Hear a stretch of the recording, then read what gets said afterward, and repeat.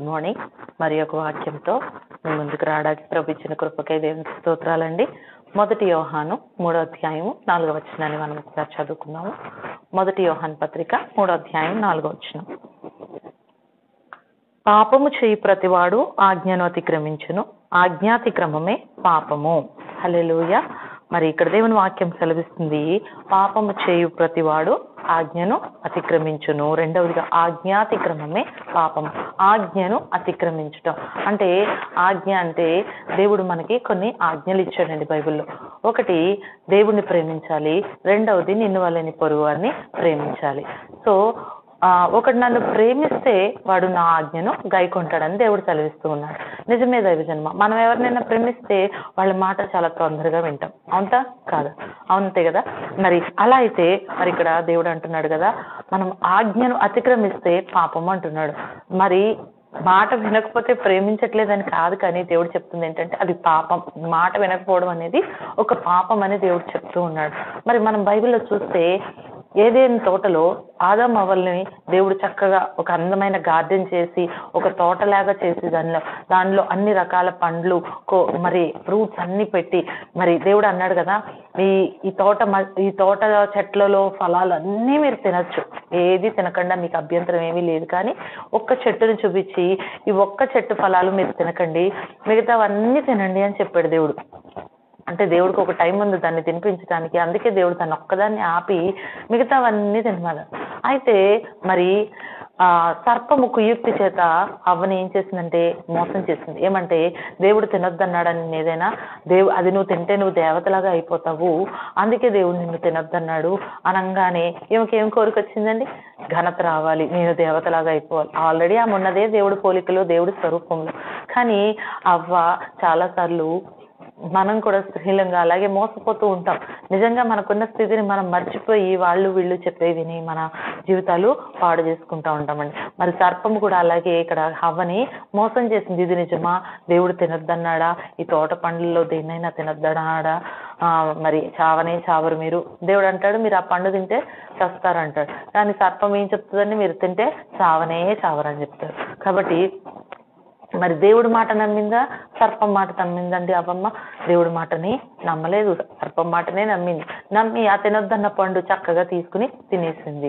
తినడమే కాక ఆమె తినడమే తప్పు, మళ్ళీ పట్టుకెళ్ళి ఎవరికి పెట్టింది? ఆదాం గారికి పెట్టింది. అలాగ మరి ఆజ్ఞను అతిక్రమించడం ద్వారా అప్పుడు దాకా వాళ్ళకి సిగ్గు అనేది తెలియదు, భయం అనేది తెలియదు. కానీ ఆ రోజు నుంచి మరి రోజు అంట వాళ్ళతో దేవుడు మాట్లాడడానికి వచ్చేవాడంట. వాళ్ళు రోజు దేవుడిని దేవుడు మనకు ముఖాముఖిగా ఒక ఫ్రెండ్తో ఎలా ఉంటాం మనం, డైరెక్ట్గా కలుసుకుంటాం, అలా దేవుడు రోజు వాళ్ళని కలుసుకుని వాళ్ళతో మాట్లాడేవాడంట. కానీ మరి ఎప్పుడైతే వీళ్ళు పాపం ఎప్పుడైతే తినొద్దన్న పండు తిన్నారో వాళ్ళల్లో ఏం స్టార్ట్ అయిపోయింది? భయం స్టార్ట్ అయిపోయింది. వాళ్ళల్లో మరి సిగ్గు స్టార్ట్ అయిపోయింది. అయ్యో తల వంచుకునే పని చేసాం మనం. నిజమే కదా. చూడండి మన ఇంట్లో కూడా పిల్లలు నేనే ఒక్కోసారి పిల్లల్ని ఛాయ్ ఇచ్చిరమ్మంటే ఎవరికన్నా కప్పులు పూసి వాళ్ళు పగలగొట్టేశారనుకో, వాళ్ళకి ఏమవుతుందండి? చెప్పిన పని కరెక్ట్గా చేయలేదని ఒక భయం స్టార్ట్ అయిపోద్ది. మళ్ళీ వాళ్ళ ముందే అరిచేవనుకో ఆ సిగ్గుపడిపోయి ఇంకా బయటికి కూడా నిజమే, మనం చేయొద్దన్న పని చేస్తే మనకి ఏమొస్తుంది? భయము, సిగ్గు, అవమానం వస్తూ ఉంటుంది. నిజమే దైవజన్మ. మరి ఇక్కడ ఆదాము అవ్వలు కూడా అలాగే చేస్తే దేవుడు ఆ ఏదేని తోటలోంచి వాళ్ళని బయటికి పంపించేస్తాడు. ఈరోజు మన పిల్లలు ఎన్నో వద్దన్న పనులు చేస్తున్నారు, కానీ మనం అలా పంపించేస్తే వాళ్ళు బయట సాతానికి దొరికిపోతారా? దొరికిపోరండి. నిజమే. మరి దేవాది దేవుడు చెప్తున్నాడు ఆజ్ఞాతిక్రమమే పాపం. మరి మనందరము కూడా దేవుని ఆజ్ఞలు గైకొందుము కాక. మొదటిగా దేవుడిని ప్రేమించడం, రెండవదిగా నిన్ను వలెని పొరుగు వారిని ప్రేమించాలి. దేవుడిలాగా కూడా పొరుగు వారిని ప్రేమించాలి ఒక్కొక్కసారి. కాబట్టి దైవజన్మ మరి ప్రతి మాట, దేవుడు చెప్పిన ప్రతి మాటను మనం విందుము గాక. దేవుడు చెప్పిన ప్రతి పని మనం చేయదుము గాక. దేవుడు చెప్పిన పని కష్టమైంది ఏం కాదు, దేవుడిని ప్రేమించమని చెప్పాడు. దేవుడి మాట విందుము గాక. దేవుడి మాట వింటే మనకి దీవెనే కానీ నష్టమేమీ లేదు. దేవుని వాక్యం చెప్తుంది, దేవునికి లోబడి ఉండుడి, అపవాదిని ఎదిరించుడి, అప్పుడు వాడు మీ యొద్ద నుండి పారిపోతాడు. నిజమే. మనం దేవుడి మాటకు లోబడితే సాతాను మన దగ్గరికి అసలు రాడండి. ఇప్పుడు అవ్వమ్మకి డౌట్ క్రియేట్ చేసిన సాతాను మాట నమ్మింది. నిజమే, మన లైఫ్లో కూడా ఎంతో మంది డౌట్స్ క్రియేట్ చేస్తారు. ఎంతో మంది మన భక్తిని డౌట్ పడుతూ ఉంటారు. ఎన్నెన్నో వస్తూ ఉంటాయి. కానీ మనం మాత్రం మన భక్తిని విడిచిపెట్టకూడదు, మన దేవుడిని విడిచిపెట్టకూడదు, మనం ప్రేమించడం అనేది మానకూడదు. ఎందుకంటే అది దేవుని ఆజ్ఞ. హల్లెలూయా. ప్రేమ ఏం చేస్తుంది? పొరుగు వారికి కీడు చేయదు. ప్రేమ దేవుడికి అవమానం తీసుకొస్తుందా? మనం మరి దేవుడికి అవమానకరంగా మనము నడుచుకోకూడదు దైవజన్మ. ఎందుకంటే మరి దేవుడు మనల్ని కోరింది రెండు విషయాలు. ప్రేమ వల్ల ఎవరికీ నష్టం ఉండదండి. మనం ప్రేమిస్తే ఎవరిని బాధపడే మాట్లాడడం, మనం ప్రేమిస్తే ఎవరిని కృంగదీసే మాట్లాడడం, ఎవరిని తృణీకరించి మాట్లాడడం, ఎవరి మనసులు కూడా నొప్పించం. కాబట్టి దైవజన్మ మనం దేవుడిని నొప్పించకుండా, మనుషుల్ని నొప్పించకుండా ఈ ఆత్మీయాత్రలో ఈ భక్తిని కొనసాగించుకుందాము గాక. దైవ దీవెనలు మనం పొందుకుందాము గాక. చిన్న ప్రార్థన చేస్తాం.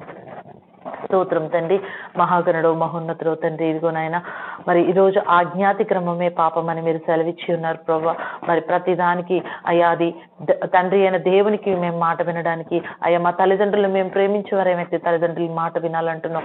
అయ్యా మా పెద్దవారిని మేము ప్రేమిస్తే వారి మాట వినాలంటున్నాం. మేము ఎవరిని ప్రేమిస్తే వాళ్ళ మాట వినాలి నాయన. అది మంచి కొరకు నాయన తండ్రి. ఇంటి వారి మాట, దేవుని మాట మేము లోబడేవారుగా మీ కృపను మాకు దయచేయమని అయ్యా ముందున్న సమయాన్ని కూడా మీ చేతులకు అప్పగించుకుంటూ యేసుక్రీస్తు వారి పరిశుద్ధ నామములో ప్రార్థించి వేడుకుంటున్నాం తండ్రి. Amen. Praise Lord. God bless you. దేవుడు మిమ్మల్ని అందరినీ విధేయులుగా చేయునుగాక, మాట వినేవారిగా చేయునుగాక. ఆమేన్.